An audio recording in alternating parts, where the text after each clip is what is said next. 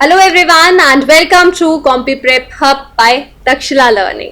So SSC की crash course का एक और दिन एंड यस आज जीएस का दिन है। तो जीएस का एक और important topic emergency provisions in India आज की इस वीडियो में हम डिस्कस करने वाले हैं। तो इमरजेंसी इंडिया में 3 टाइप की इमरजेंसीज होती हैं, तो उससे रिलेटेड क्या प्रोविजंस हैं, एग्जाम में किस तरीके के क्वेश्चंस आते हैं, आज के इस वीडियो में हम वही डिस्कस करेंगे। तो चलिए स्टार्ट करते हैं आज की video.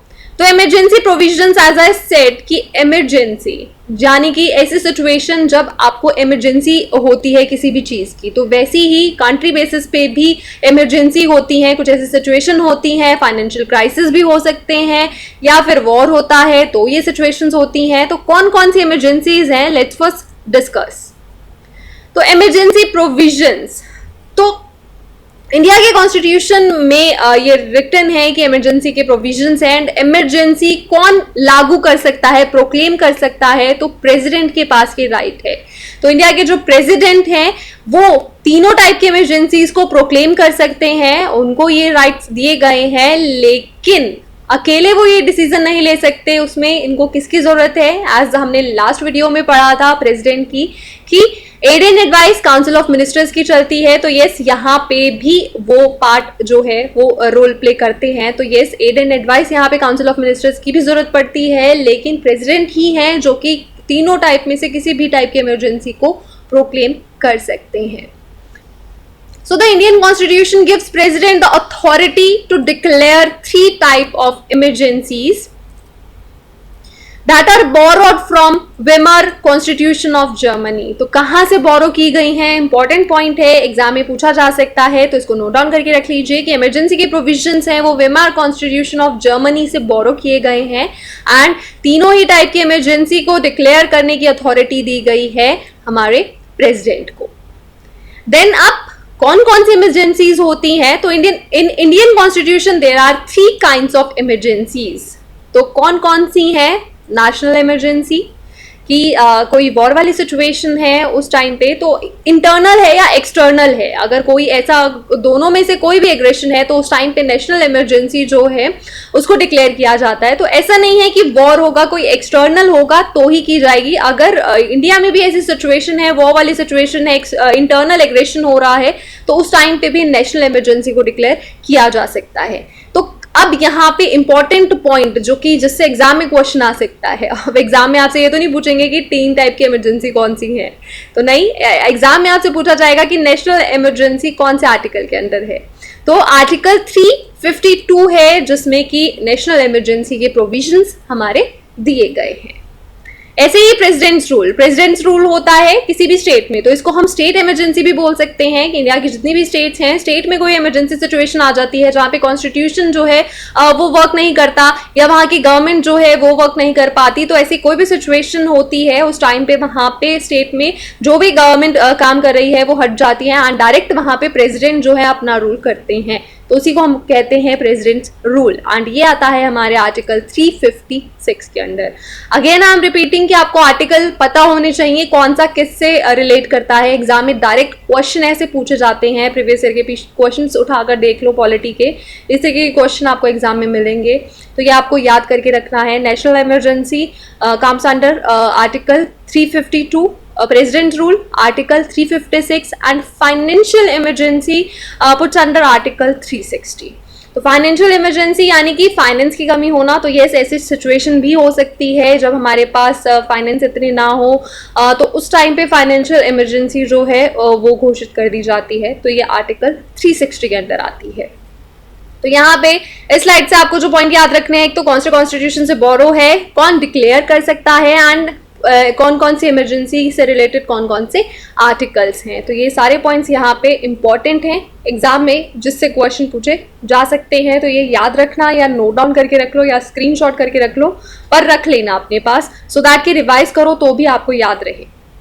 Then start with national emergency, तो थोड़ा डिटेलिंग में पढ़ते हैं। अब नेशनल इमरजेंसी आर्टिकल 352 के अंदर आती है, तो इसमें president can proclaim national emergency only on the written advice of the cabinet. तो कैबिनेट मिनिस्टर्स हैं, तो कैबिनेट अगर एडवाइस करता है, रिटन एडवाइस अगर प्रेसिडेंट को कर रहा है, तो ही प्रेसिडेंट जो है नेशनल इमरजेंसी को डिक्लेयर कर सकते हैं। तो इसके भी कुछ ग्राउंड्स हैं कि किन ग्राउंड्स पे इसको डिक्लेयर किया जाता है। एग्जाम में ऐसा भी क्वेश्चन आ सकता है। तो it can be proclaimed due to a war और एक्सटर्नल एग्रेशन और आर्म्ड रिबेलियन। तो वॉर वाली सिचुएशन या फिर एक्सटर्नल एग्रेशन या फिर आर्म्ड रिबेलियन, तो इंटरनल भी हो सकता है। तो इंटरनल भी अगर आर्म्ड रिबेलियन हो रहा है तो उस टाइम पे भी नेशनल इमरजेंसी प्रोक्लेम की जा सकती है। And such a proclamation can be made for the whole of India और एनी पार्ट देयर ऑफ। तो ऐसा नहीं है कि कोई सिचुएशन है तो पूरे इंडिया में ही उसको इमरजेंसी घोषित करना है, नहीं, वो पूरे इंडिया पे भी हो सकती है एंड वो सिर्फ एक पार्ट पे भी हो सकती है, जहां पे हो सकता है कि वॉर है या फिर कोई ऐसा एक्सटर्नल एग्रेशन हुआ है या फिर जहां पे आर्म्ड रेबेलियन हुआ है, यानी कि इंटरनल कुछ ऐसे डिस्प्यूट है, तो उस टाइम पे सिर्फ उस पर्टिकुलर स्टेट में भी नेशनल इमरजेंसी डिक्लेयर की जा सकती है।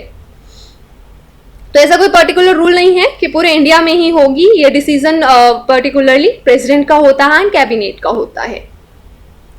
Then one more important point जिसमें से काफी क्वेश्चन एग्जाम में काफी बार पूछा गया है, the proclamation of national emergency shall have to send to the parliament. अब यहाँ पे देखो, अब आप बोलोगे कि पार्लियामेंट का यहाँ पे क्या रोल आया, तो ये इंपॉर्टेंट पॉइंट है जो कि आपको समझना है।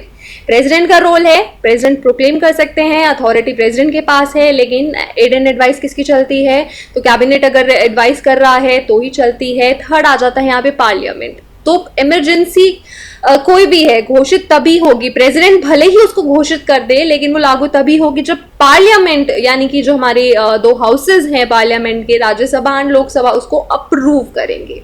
तो यस, ये भी एक पॉइंट है जो कि आपको इसमें याद रखना है। इमरजेंसीज में पार्लियामेंट का भी रोल होता है। तो पार्लियामेंट के पास जाता है अप्रूवल के लिए and it ceases to be operational if not approved within 1 month of the proclamation of emergency।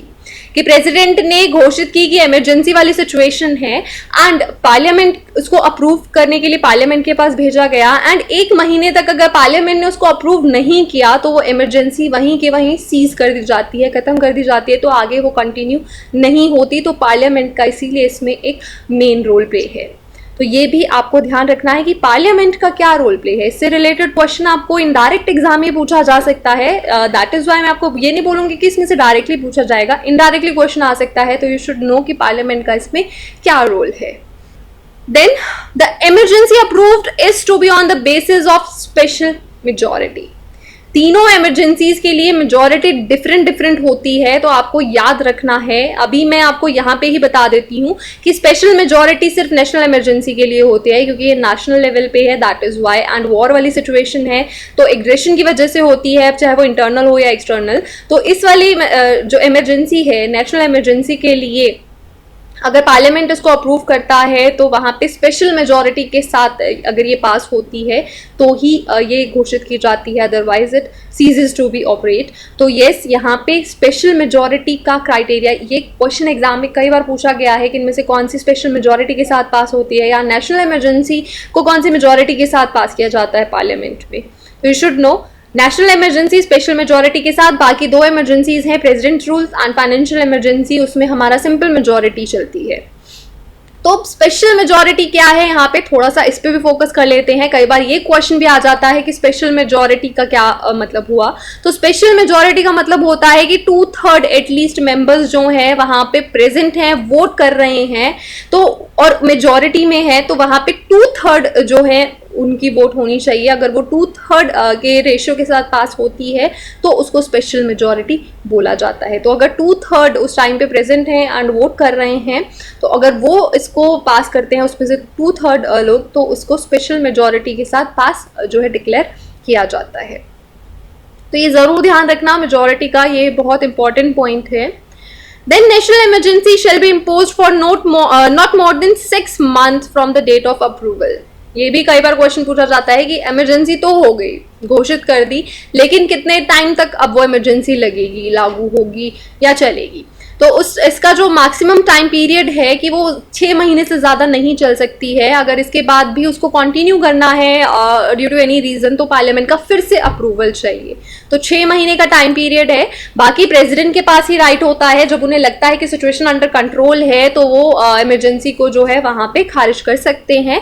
लेकिन अगर उन्हें लगता है कि कंटिन्यू करनी है एंड 6 महीने से ज़्यादा फिर वो कंटिन्यू होने वाली है तो उस टाइम पे पार्लियामेंट का फिर से 6 महीने के बाद अप्रूवल जो है वहाँ पे ज़रूरी हो जाता है। तो at the expiry of 6 month it ceases unless approved by parliament again. तो पार्लियामेंट इसको दोबारा से अप्रूव करेगी, देन दोबारा से ही लागू होगी। तो ये जो है प्रोसेस चलता रहेगा। ऐसा नहीं है कि इसका कोई मैक्सिमम टाइम पीरियड है, बट येस 6 महीने चलेगी एक बार डिक्लेयर करने के बाद। अगर उसके बाद और कंटिन्यू करना है तो फिर से पार्लियामेंट का अप्रूवल, फिर 6 महीने चली, फिर उसके बाद अगर दोबारा उसको कंटिन्यू करना है तो फिर से 6 महीने बाद पार्लियामेंट का अप्रूवल। तो ये इसका प्रोसेस है। तो टाइम पीरियड कितना है ये यहाँ पे ध्यान रखना है। इसके बाद अप्रूवल दोबारा कब चाहिए तो ये भी यहाँ पे ध्यान रखना। इनडायरेक्ट क्वेश्चन इसमें से एग्जाम में आपसे पूछा जा सकता है। तो ये हो गई बात नेशनल इमरजेंसी की, जहाँ पे स्पेशल मेजोरिटी के साथ इसको पास किया जाता है। ये जरूर यहाँ पे ध्यान रखना, इसीलिए मैं बार बार इसको बोल रही हूँ। Now come to next emergency, that is president's rule और we can say state emergency. तो प्रेसिडेंट रूल है आर्टिकल 356 के अंडर आता है। तो इसमें प्रेसिडेंट रूल या फिर इसे हम स्टेट इमरजेंसी भी बोलते हैं। तो कंट्री की किसी भी स्टेट में प्रेसिडेंट का रूल जो है वो हो सकता है कब। एक तो रिपोर्ट है जो वो गवर्नर जैसे मैंने आपको लास्ट वीडियो में भी बताया था कि president and governor usually powers इनकी सेम होती हैं। तो गवर्नर बेसिकली एक मैसेंजर का भी काम करता है जो स्टेट की सिचुएशंस के बारे में सेंट्रल को या प्रेसिडेंट को इन्फॉर्म करता है। तो अगर गवर्नर को लगता है कि स्टेट में ऐसी कुछ सिचुएशन है जहाँ पे एडमिनिस्ट्रेशन प्रॉपर नहीं हो रहा है एंड जो स्टेट की वर्किंग है वो प्रॉपर नहीं चल रही है, तो वो अपनी रिपोर्ट जो है वो प्रेसिडेंट को आगे सेंड कर सकता है। तो उस टाइम पे जो है फिर स्टेट में प्रेसिडेंट का रूल हो जाता है, यानी कि वहाँ पे जो भी गवर्निंग अथॉरिटी है वो वहाँ से हट जाती है, उसको वर्क नहीं करने दिया जाता एंड वो ऑटोमेटिकली डिसॉल्व हो जाती है एंड प्रेसिडेंट फिर वहाँ पे रूल करते हैं। That is why state emergency को हम प्रेसिडेंट रूल बोलते हैं कि प्रेसिडेंट की वहाँ पे अथॉरिटी जो है फिर वो स्टार्ट हो जाती है। तो otherwise there exists a grave situation in a state where the administration of the state cannot be carried out in accordance with the provisions of the constitution। तो constitution के accordingly अगर वहाँ पे administration नहीं work कर पा रहा है, XYZ कोई भी सिचुएशन हो सकती है, यानी कि अगर स्टेट की मशीनरी नहीं प्रॉपर वर्क कर रही है तो उस टाइम पे वहाँ पे स्टेट इमरजेंसी घोषित हो जाती है एंड प्रेसिडेंट का रूल स्टार्ट हो जाता है। Then every proclamation made under article 356 ceases to be in operation unless approved by both houses of parliament within 2 months after its proclamation। अब देखो यहाँ पे जो टाइम पीरियड है वो 2 मंथ का है कि 2 महीने के अंदर जो है, अभी हमने देखा था नेशनल इमरजेंसी में सिर्फ 1 मंथ का था। अगर 1 महीने में पार्लियामेंट ने अप्रूव नहीं किया तो इमरजेंसी वहाँ पे खारिज हो जाती है, वो वहाँ पे लागू नहीं होगी। तो यहाँ पे 2 महीने का टाइम है कि जब इमरजेंसी किसी भी स्टेट में स्टार्ट हो गई है, प्रोक्लेम कर दी है, डिक्लेयर कर दी है प्रेसिडेंट ने, तो पार्लियामेंट के पास 2 महीने का टाइम है उसको अप्रूव करने का। अगर 2 महीने में वो अप्रूव नहीं होती तो वो भी वहाँ पे उसको भी डिसॉल्व माना जाता है। Then once approved by parliament, emergency shall be enforced for not more than 6 months। तो यहाँ पे जो उसका टाइम पीरियड है 6 मंथ का रखा गया है। तो 6 मंथ में या तो दोबारा इलेक्शंस होते हैं, दोबारा गवर्निंग बॉडी जो है वो इस्टेब्लिश की जाती है। तो 6 महीने का मैक्सिमम इसके लिए टाइम पीरियड है कि 6 महीने के अंदर जो है वो इमरजेंसी 6 महीने तक ही सिर्फ रहेगी, तो जब उसको प्रोक्लेम किया गया है। And such an approval by the parliament needs only simple majority। तो सिंपल मेजोरिटी के साथ इसको पास किया जाता है। तो प्रेसिडेंट्स रूल के लिए कोई स्पेशल मेजोरिटी की जरूरत नहीं पड़ती है, सिंपल मेजोरिटी से जो है इसका जो रिजोल्यूशन है वो पास किया जाता है in the parliament. Then parliament can extend president's rule for a further period of 6 months only। तो अभी देखो डिफरेंस, नेशनल इमरजेंसी में मैंने बोला कि 6 महीने के बाद उसको अगर अप्रूव करते रहो तो उसको कितना भी एक्सटेंड किया जा सकता है, लेकिन अगर किसी स्टेट इमरजेंसी की बात हो रही है तो स्टेट में इसको बार बार नहीं किया जा सकता। 6 महीने का टाइम पीरियड है, उस बीच अगर दोबारा इलेक्शंस होके या फिर स्टेट में दोबारा से एडमिनिस्ट्रेशन स्टार्ट हो जाता है प्रॉपर, तो उसके बाद उसको सीज कर दिया जाता है। नहीं हो पाता ड्यू टू सम रीजन तो उसको सिर्फ एक बार और एक्सटेंड किया जा सकता है, यानी कि सिर्फ मैक्सिमम पीरियड प्रेसिडेंट्स रूल का कितना हुआ, ये क्वेश्चन एग्जाम में पूछा जा सकता है। तो 1 साल का होता है मैक्सिमम, और उसमें भी 6 महीने के बाद दोबारा अप्रूवल की जरूरत पड़ती है पार्लियामेंट से। तो पार्लियामेंट उसको दोबारा अप्रूव करता है, तो वो सिर्फ 6 महीने के लिए दोबारा से एक्सटेंड किया जा सकता है।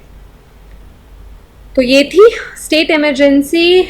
नाउ आई गेस कि आपको ये इंपॉर्टेंट पॉइंट्स आप साथ साथ नोट डाउन कर रहे होंगे। बहुत इंपॉर्टेंट पॉइंट्स हैं ये, एंड जैसे मैंने बोला कि मैं इनको इन डिटेल हम नहीं स्टडी कर रहे हैं, तो प्रॉपर अगर मैं बोलूँ तो आप इन डिटेल अगर बिगनर हो तो आई गेस आपको थोड़ी बहुत प्रॉब्लम हो सकती है, बट ये सिर्फ उतने पॉइंट्स हैं जो कि एग्जाम में आपसे पूछे जाएंगे।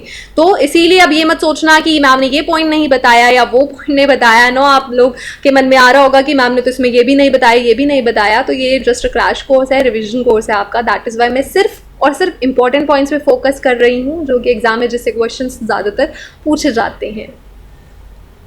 सो नेक्स्ट और हमारी third emergency, that is financial emergency, यानी कि फाइनेंस यानी कि मनी रिलेटेड, कि मनी से रिलेटेड कोई प्रॉब्लम आ गई है, कमी पड़ गई है, तो उस टाइम पे फाइनेंशियल इमरजेंसी जो है वो डिक्लेयर की जाती है, and it comes under article 360. The financial emergency is proclaimed by the president if he is satisfied that a situation has arisen that financial stability and credit of India or any part thereof is threatened. कि किसी India या तो पूरे ही India में ऐसा कुछ है कि फाइनेंशियल स्टेबिलिटी नहीं है, या फिर किसी स्टेट में है, तो उस टाइम पे फाइनेंशियल इमरजेंसी जो है डिक्लेयर की जाती है फॉर द होल कंट्री और टू दैट स्पेसिफिक स्टेट। तो proclaimed on the aid and advice of the council of ministers. तो यहाँ पे जैसे हमने देखा था नेशनल इमरजेंसी के लिए रिटन जो है डिक्लेरेशन चाहिए कैबिनेट से, वैसे ही यहाँ पे एड एंड एडवाइस चलती है काउंसिल ऑफ मिनिस्टर्स की। अगर वो लोग बोलते हैं ऐसे फाइनेंशियल इंस्टेबिलिटी के लिए, तो ही प्रेसिडेंट डिक्लेयर कर सकते हैं financial emergency. Then financial emergency must be approved by parliament within 2 month. यहाँ पे भी जो इसका टाइम पीरियड है कि एक बार अगर डिक्लेयर कर दी गई है तो विद इन 2 मंथ्स जो है पार्लियामेंट उसको अप्रूव करेगी, अदरवाइज वो आगे कंटिन्यू नहीं हो पाएगी। एंड इसमें भी हमारी मेजोरिटी कौन सी चलती है, तो simple majority. And once it's approved it will remain till the president revokes it. तो यहाँ पे इसका कोई दोबारा से इसको अप्रूव करना एंड कोई टाइम पीरियड यहाँ पे फिक्स नहीं है। तो ये एक बार अप्रूव हो गई सिंपल मेजोरिटी के साथ, एंड उसके बाद जब प्रेसिडेंट इसको रिवोक करना चाहे तब ले सकते हैं, क्योंकि यहाँ पे बात आ जाती है फाइनेंस की। तो जब उन्हें लगेगा कि ठीक है अब हमारे पास इतने फाइनेंसेस हैं कि हम इसको दोबारा नॉर्मल तरीके से चला सकते हैं, तो ही उस टाइम पे प्रेसिडेंट इसको रिवोक करते हैं, तो उससे पहले नहीं कर सकते। तो दैट इज़ वाई यहाँ पे कोई टाइम पीरियड फिक्स नहीं है। सो आई होप कि नाउ आपको तीनों में डिफरेंस पता चल गया है, एंड डिफरेंस के साथ साथ इंपॉर्टेंट पॉइंट्स पता लग गए हैं कि कहाँ आपको स्पेशल मेजोरिटी चाहिए, कहाँ सिंपल मेजोरिटी चाहिए, कहाँ पे टाइम पीरियड कितना होना चाहिए एंड कहाँ पे कितना होना चाहिए। तो ये कुछ इंपॉर्टेंट पॉइंट्स हैं जिससे एग्जाम में आपके क्वेश्चन पूछे कई बार गए हैं एंड आपके अपकमिंग एसएससी एग्जाम्स में पूछे जा सकते हैं। तो दैट इज़ वाई ये सारे मैंने इसमें कंपाइल किए हैं। अगेन आई एम रिपीटिंग कि इन डिटेल मैंने नहीं गई हूँ। आई नो मैंने इसमें बहुत सारे पॉइंट स्किप किए हैं, बट वो इंपॉर्टेंट नहीं थे, दैट इज़ वाई स्किप किए हैं। डिटेल्ड अगर आपको पूरा वीडियो देखनी है तो उसके लिए आप हमारी वेबसाइट विजिट कर सकते हो एंड वहाँ पे रजिस्टर कर सकते हो। तो www.takshilalearning.com पे जाइए, रजिस्टर कीजिए। वहाँ पे आप जो है आपको पूरा डिटेल्ड वीडियोज़ एंड पूरा कोर्स जो है अवेलेबल है। इसी के साथ if you are a brilliant student and really आप बहुत ज़्यादा मेहनत कर रहे हैं एंड चाहते हैं कि आप गवर्नमेंट जॉब आपकी लग जाए एंड उसके लिए आप पूरे एफर्ट्स करने को तैयार हो, आपको सिर्फ एक मेंटर की ज़रूरत है, तो here we are for you. तो ब्रिलियंट 50 का एक बैच हम लोग स्टार्ट करने जा रहे हैं, जिसमें सिर्फ ब्रिलियंट स्टूडेंट्स, वो जो कि सच में चाहते हैं कि उनकी गवर्नमेंट जॉब लगे एंड पूरे एफर्ट्स लगाने को तैयार हैं, उनके लिए तो personalised coaching with personal mentor, yes, जो कि आपको टाइम टू टाइम आपको असाइनमेंट्स देगा एंड आपको मोटिवेशन देगा, साथ ही आपको प्रॉपर स्ट्रैटेजी जो कि सिर्फ आपके लिए है, आपके अकॉर्डिंगली बनाई गई है स्ट्रैटेजी प्रोवाइड करेंगे। बुक्स एंड टेस्ट सीरीज होंगी साथ में एंड आपको फुल सपोर्ट मिलेगा 24/7 का। तो जो भी आपकी क्वेरीज हैं वो भी आप सपोर्ट कर सकते हो, यानी कि आपको एक पर्सनलाइज्ड कोचिंग जो है विद पर्सनल मेंटर यहाँ पे प्रोवाइड की जाएगी। तो if you are interested and if you think you are a brilliant student and आपको अगर थोड़ी मेहनत आप करने को तैयार हो एंड आपको बस एक थोड़ा बहुत गाइडेंस की ज़रूरत है या फिर एक सपोर्ट की ज़रूरत है, एक पर्सनल मेंटर की ज़रूरत है, then do visit our website www.takshilalearning.com। So अभी के लिए हाँ यहाँ पे वाइंड अप करते हैं। अभी तीनों इमरजेंसी से रिलेटेड इंपॉर्टेंट पॉइंट्स मैंने आपको बता दिए हैं। कोई भी आपकी क्वेरीज हैं, कोई भी क्वेश्चंस हैं, तो आप बेझिझक कमेंट बॉक्स में अपने शेयर कर सकते हैं, फीडबैक भी इवन शेयर कर सकते हैं।